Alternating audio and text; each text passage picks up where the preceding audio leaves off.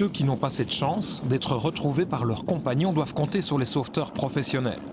Dans leur hélicoptère, ils sont aidés par une technologie qui ne cesse d'évoluer. Aujourd'hui, il est possible de repérer les skieurs ensevelis sous la neige, pour autant qu'ils soient équipés d'un DVA, autrement dit, un détecteur de victimes d'avalanche. Grâce à cette antenne qu'ils pendent sous leur hélico, les sauveteurs déterminent une zone de quelques mètres carrés et dès qu'ils sont au sol, la recherche passe à la vitesse supérieure. C'est l'appareil qui me guide, voilà, 2,40 m, 2 mètres. 1,70 m, 1 mètre, 90 cm, c'est ma distance la plus faible. Je plante la sonde et je touche.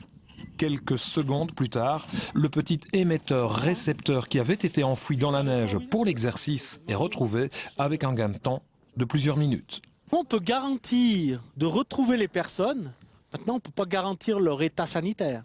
50% des gens décèdent en avalanche dû au mécanisme de l'avalanche. Et ça ne va pas les protéger. Ça va permettre de les retrouver uniquement. Retour à la maison du sauvetage, dans la vallée. Lui-même guide de montagne, voici l'homme qui a créé cette compagnie il y a 50 ans, à une époque où la technologie n'en était qu'à ses balbutiements.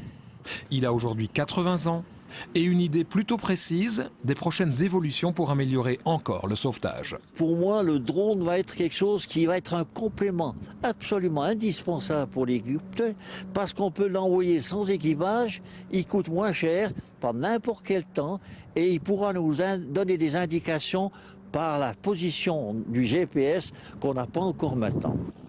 Et Bruno Bagnoux voit cela dans un avenir très proche, sans doute 2 à 3 ans.